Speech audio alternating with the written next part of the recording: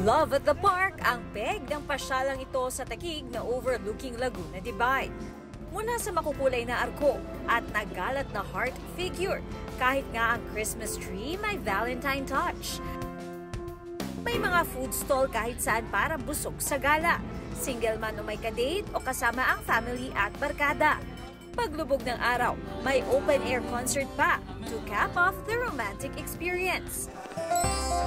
Sa isang theme park naman sa Laguna, dagdag kilig ang balak ng isang lalaki.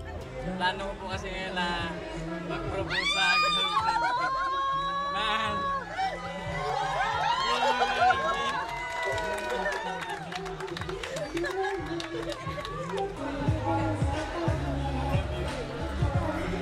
Love is in the air talaga.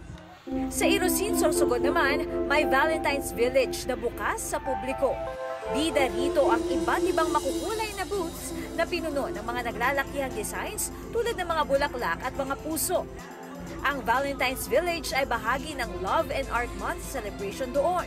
Ang mga ganitong programa ay libre po namin na binibigay sa tao dito po sa Irosin para po mapil din nila na kada pamilya, mga bata na may pasyalan sila na gabi-gabi na libre.